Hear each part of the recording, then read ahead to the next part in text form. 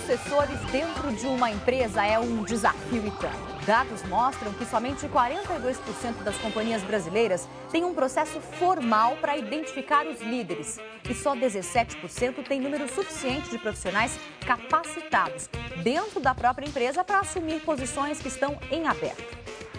É por isso que muitas vezes aquela promoção tão sonhada nunca chega. Afinal, quem vai assumir o seu papel dentro da empresa? Se a iniciativa de formar sucessores não for feita pela companhia, saiba que você pode sim conseguir crescer. Assuma você a responsabilidade de formar seus próprios sucessores.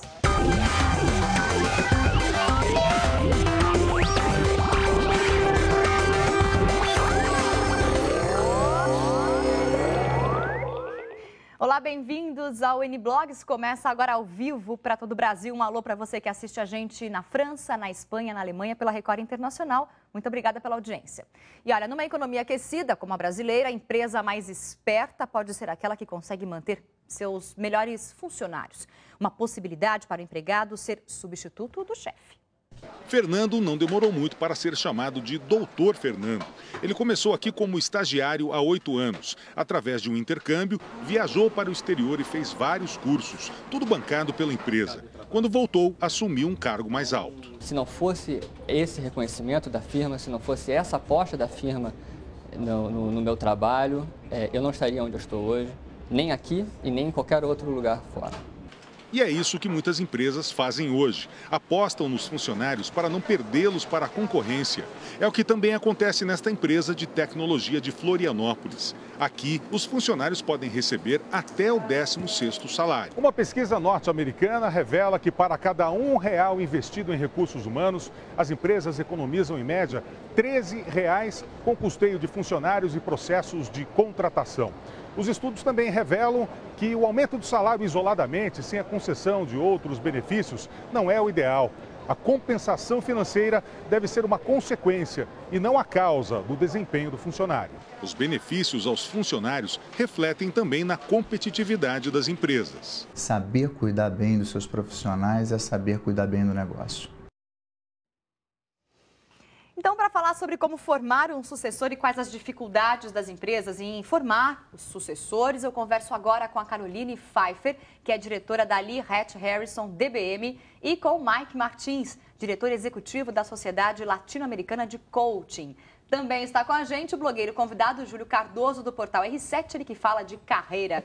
Obrigada e bem-vindos ao N-Blogs. Boa tarde para vocês. Boa tarde. Obrigada pelo convite. Esse é um tema que ficamos na dúvida porque o sucessor ele deve ser escolhido ou formado dentro de uma empresa apenas para assumir cargos de chefia, liderança e alto escalão, ou o sucessor pode ser formado em todos os patamares da empresa? Antes, para a gente entender o tema. Nos vários níveis. Dos vários níveis de cargos. Eu diria que sim, nos vários níveis, e muitas vezes quando a gente fala de posições críticas, não necessariamente são executivas, né? Nós temos em todos os níveis da empresa posições que, se a gente perde aquele profissional especificamente, o negócio não anda redondo. Então, certamente é em todos os níveis. Ou demora para você engrenar de novo, né? E alguns meses de adaptação de um novo funcionário, isso também pode causar um atraso, um prejuízo para a própria empresa, Mike? Sim.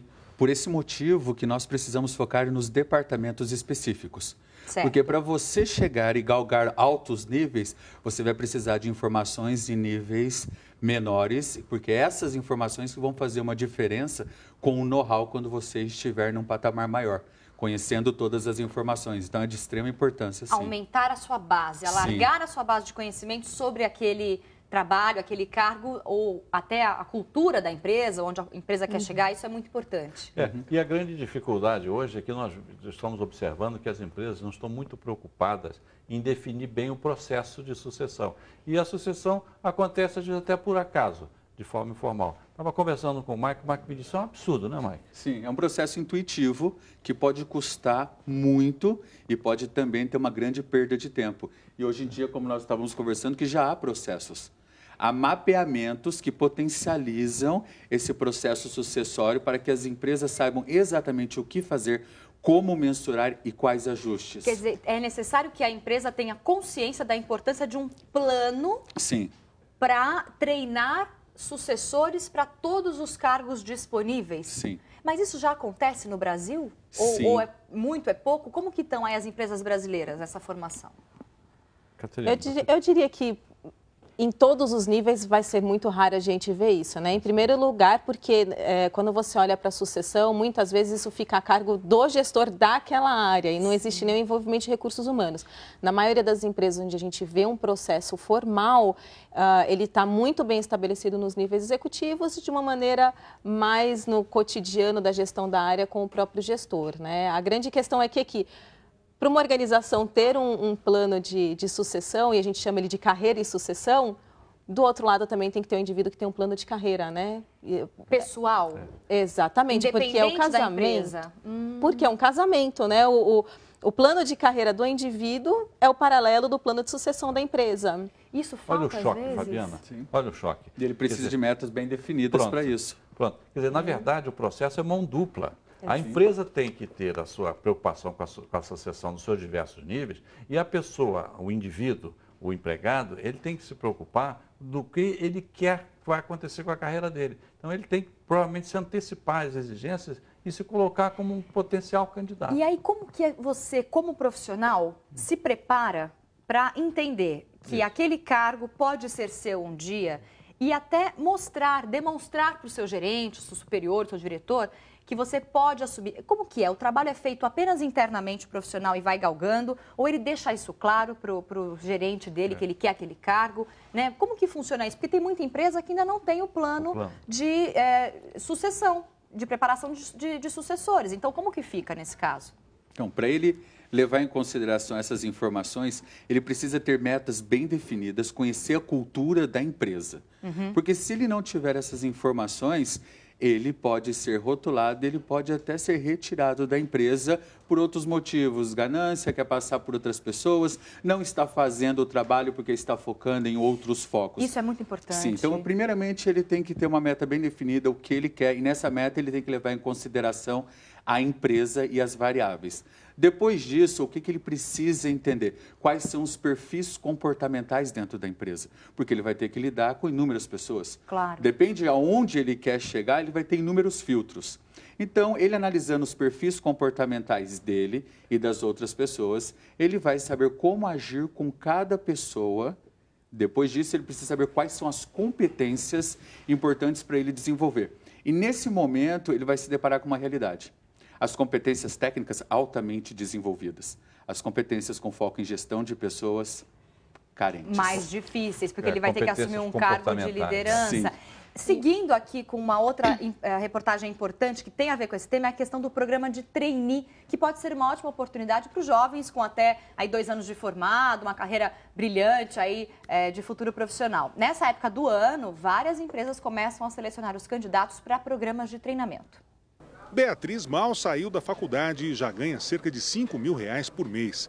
Ela faz parte do programa de treinamento do maior fabricante de bebidas do país. Isso te dá a chance de ter uma visão global da empresa, coisa que você não tem trabalhando normalmente numa empresa, só no programa de trainee realmente. Isabela também começou como trainee na mesma empresa e chegou a gerente. Hoje é ela quem avalia e recruta estudantes como Beatriz. O grande fator de eliminação é você querer passar uma imagem diferente do que você é durante o processo seletivo. É num ambiente como este aqui, uma turma de último ano da universidade, que podem estar os futuros diretores de grandes empresas. E os candidatos a trainee não precisam nem estar entre os primeiros alunos da classe, ter notas boas ou alguma experiência. O importante é que eles tenham identificação com a filosofia da empresa onde querem trabalhar. Procuro entender bem a empresa para poder, na hora da entrevista, poder passar minha imagem da melhor maneira. No ano passado, havia 4.000 vagas para trainees que foram disputadas por quase 1 milhão de candidatos. Esse ano, esses números podem dobrar. Para esta consultora, está dentro quem mostrar mais experiência humana do que técnica. Aproveitar as oportunidades extracurriculares. Quais são elas?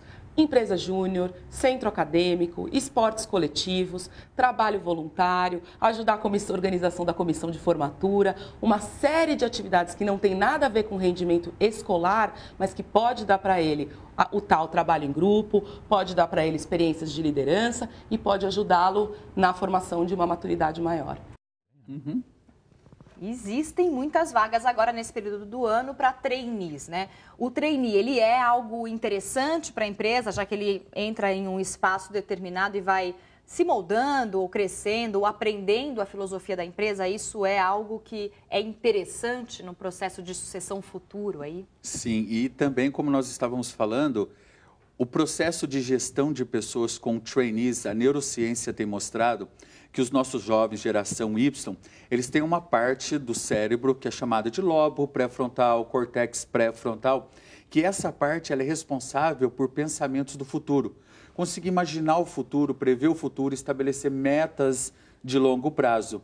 E os nossos jovens ainda não têm ela altamente desenvolvida, porque de acordo com Robert Sapolsky, neurocientista de Santa Cruz, na Califórnia, Stanford, ele diz que essa parte ela se desenvolve aproximadamente aos 20, 25 anos. Certo. Então, os nossos jovens, os nossos trainees, eles não conseguem entender que o que está acontecendo agora é o que vai acontecer lá no futuro. Então, aí entra também uma certa dificuldade. Sim. Que tem que aprender lá no vamos ver, na hora do vamos Sim. ver. E se a gente fala, né, que o plano de sucessão ele é um casamento com o plano de carreira desse trainee, ou seja lá qual for o candidato, né, não é apenas qual cargo eu quero, mas sim qual é a minha oferta de valor, né? O que eu estou agregando e qual é a minha proposta de valor para aquela empresa do ponto de vista cultural, do ponto de vista da competência, né? Então, saber fazer um plano de curto, médio e longo prazo, e tem que ter essas dimensões porque o mundo é incerto. Claro. Então, às vezes, os jovens não são imediatistas porque não aprenderam diferente, mas também porque o mundo é incerto, né? A própria empresa não consegue dar um plano, uma visibilidade de 5, 10 anos. Né? E a gente não está falando só de sucessão, claro, quando fala de sucessão dentro de uma empresa, a gente está falando de assumir outras posições lá dentro, maiores, crescer. Mas ele pode também migrar para outra empresa, num cargo melhor, que ele também foi se preparando naquele cargo anterior numa outra empresa. Quer dizer, o plano de carreira ele vai muito além da empresa específica onde você trabalha hoje.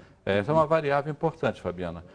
Hoje, com a geração que eu chamo de geração miojo, que é tudo rápido, botou na água quente, 3 minutos, está pronto, é a geração instantânea, né?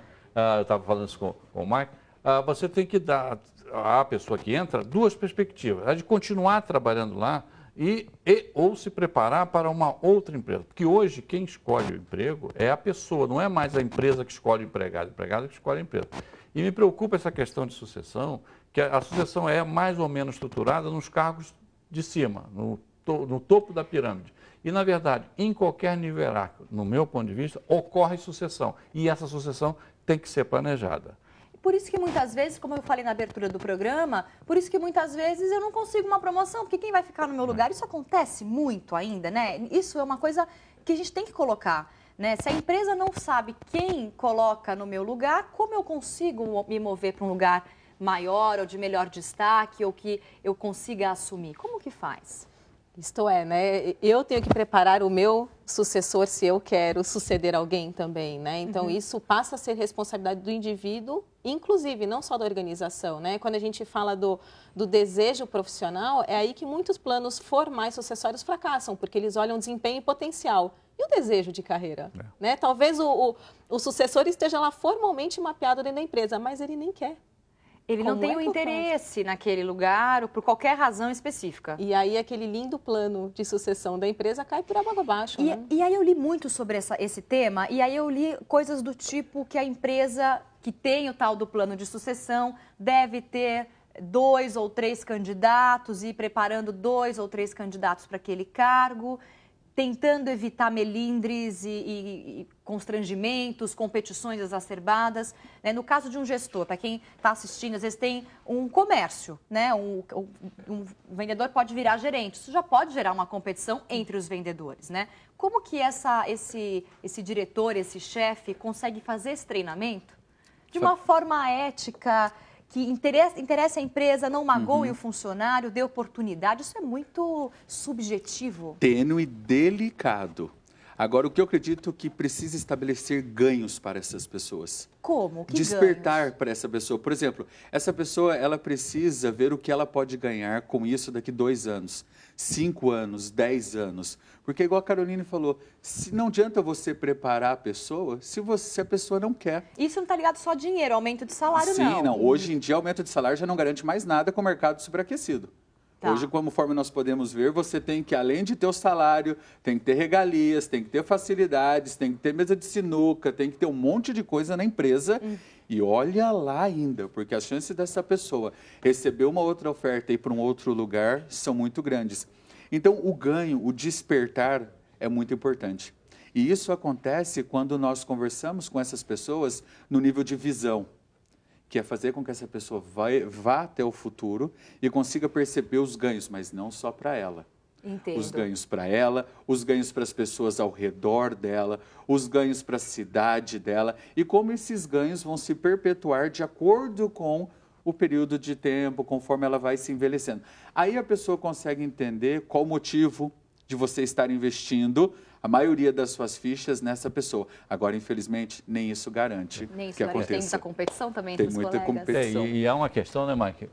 Interessante hoje é que as pessoas não têm mais amor à camisa. Elas não querem ficar naquela empresa para sempre. Estão permanentemente antenadas com as oportunidades que estão aparecendo no mercado. Se inscreve no LinkedIn, formam grupos no Facebook. Nas redes, né? As redes sociais têm um papel importantíssimo. As pessoas estão 24 horas ligadas nas redes sociais e recebendo informação e compartilhando informação. O empregador é uma parte disso. E aí uma questão interessante, Fabiana, que um dia nós vamos ter que tratar aqui. A importância do empregador criar a sua própria rede social para interagir com todo mundo. E a motivação, ela é tênue. Salário hoje, o cara vai arranjar lá no... Sim.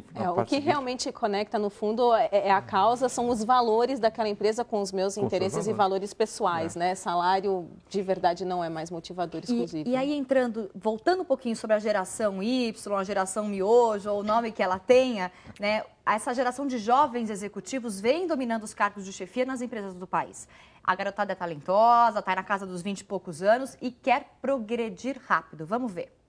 Estilo despojado, piercing, cabelo de surfista, algumas tatuagens. Nem parece, mas chegou a diretora financeira desse escritório de contabilidade.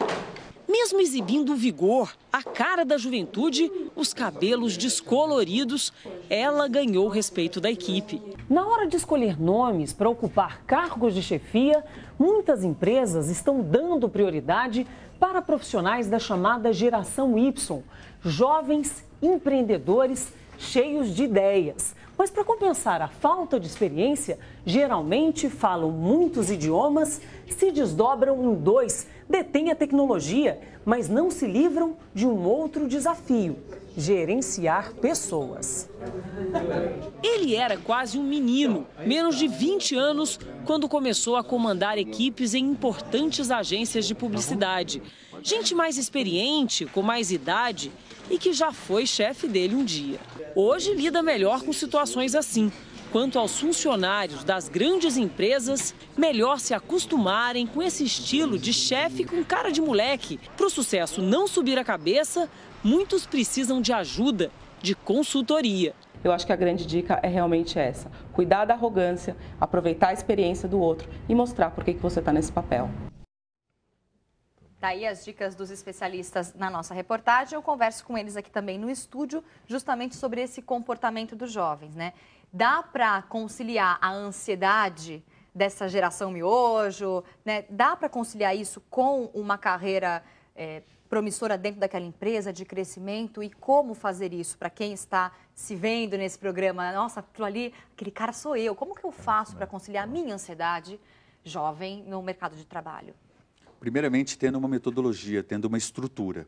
Então, como nós mencionamos anteriormente, quando você descobre quais competências você tem altamente desenvolvida e quais as competências são vulneráveis, a partir desse momento você escolhe cursos e você estuda para que você desenvolva essas informações. O que acontece com os nossos jovens é muita capacidade técnica agindo intuitivamente. E para eles conseguirem esse controle emocional e esse controle de carreira, eles precisam estudar algumas práticas simples para colocar nos seus repertórios. Assim, eles vão conseguir lidar com isso de maneira bem mais simples. Quer dizer, não dá para achar que uma carreira promissora vai pintar com sorte ou vai cair do céu. É um trabalho, entrar na empresa, trabalhar focar, pensar no que você pode melhorar. E os cursos, como você citou, são dicas, o curso de coaching, o curso, qualquer curso de especialização. Sim. Outra variável, Fabiana, é que quando eles saem da faculdade, o estímulo diminui ou para. É nesse momento que os nossos jovens, os nossos trainees, a nossa geração Y, eles precisam procurar no mercado, encontrar cursos que vão fortalecer as suas competências e desenvolver outras para eles se manterem no nível competitivo. Agora, a carreira, sim, não é uma questão de sorte, é trabalhada, é construída, mas não necessariamente é sofrida, né? A gente tem aquela imagem de que tem que sofrer para conseguir alguma coisa. E não necessariamente é isso. Eu acho que hoje a gente vive num mundo onde não há mais a separação entre vida profissional e pessoal, porque eu posso fazer aquilo que eu gosto.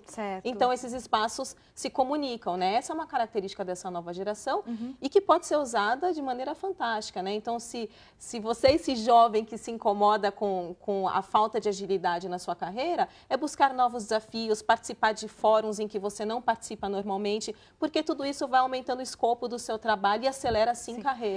Esforço sem sofrimento, dedicação sem ficar lá, sem ter convívio familiar ou com, enfim, com o namorado, namorada, com os amigos. Quer dizer, é focar, mas sempre ter aí as relações direitinhas. Vamos conversar com o Júlio e saber o que tem no blog dele, lá no Portal 7. Fala de carreira, né? O que tem de destaque? Tem coisas muito legais. E essa conversa aqui está nos levando a acreditar que existe, de fato, um jogo ganha-ganha com responsabilidade de todo mundo, da geração Y ou miojo, que está muito apressado, e o empregador que quer o melhor talento. E agora você que está lá vendo meu blog, sabe como se vestir como a Fabiana para o nosso verão. Nada de ser meninas Lady Gaga do mundo corporativo, isso não dá. Quer saber qual é a maquiagem? Dê uma olhada lá no nosso blog. É um tema muito interessante, muita gente tem dúvida que maquiagem é mais adequada, que roupa é mais adequada, se eu tenho uma reunião mais tarde, ou se eu tenho um encontro à noite, que roupa que eu tenho que trabalhar. Isso é muito legal. A imagem que você passa é fundamental no cargo que você quer atingir, né, onde você quer crescer, por onde você quer crescer. Isso tem tudo a ver, a tua imagem tem tudo a ver com o seu plano de carreira. Qual o papel do RH, Caroline, no processo de sucessão? Recursos humanos é o grande guardião desse processo, né? Então, ele é responsável por entender a estratégia do negócio, quais são os recursos humanos necessários para a execução, o que eu tenho hoje instalado, quais são as trilhas de carreiras necessárias. Então, ele vai organizar toda essa informação para criar um plano de sucessão e mapear quem são os potenciais sucessores com seu nível de prontidão, para depois, inclusive, dizer quais são as ferramentas de desenvolvimento que eu preciso para que essas pessoas efetivamente sejam os sucessores escolhidos. Sim, consigam cumprir ali aquele papel, né, Júlio? Aí vem a questão, quem é o dono do processo? O dono do processo é quem quer fazer a sucessão. A função do RH é organizar esse processo. E aí, Mike, vem a questão, qual é o perfil do que eu quero para esse sucessor? O perfil foi a pessoa que escolheu e apontou que a empresa precisa de uma pessoa naquele lugar específico. O gerente do departamento? Sim. Que apontou que precisa daquele perfil? Sim, e ele até diz o que ele realmente deseja. Nesse caso, o que o RH vai fazer? Vai usar as ferramentas para fazer um mapeamento. Depois do mapeamento, eles vão terceirizar, vão buscar empresas que têm esses cursos para assessorar essa pessoa a se desenvolver. Um grande exemplo hoje no mercado é o Leader Coach. Okay? É um curso que mostra para você quando você vai ser gestor e quando você vai ser coach. E como você pode utilizar essas duas práticas dentro da empresa para você otimizar os seus resultados, com modelos sofisticados de comunicação. Isso é em qualquer área, em qualquer empresa de qualquer, sei lá, setor da nossa economia, comunicação, indústria, isso vale para todos os setores? Sim, todos os setores podem se beneficiar com essas modalidades. E muitas vezes o que falta não é só o curso técnico, né? Que tipo de experiência que eu preciso para que aquela pessoa, então, seja o sucessor escolhido? Às vezes ele precisa passar por uma outra área funcional. Sim, né? Passar um estágio, não um estágio propriamente, mas um período num outro lugar para se preparar além do curso técnico e aí sim estar preparado no ponto para aquele... E tem aí uma pergunta-chave, né, Fabiana?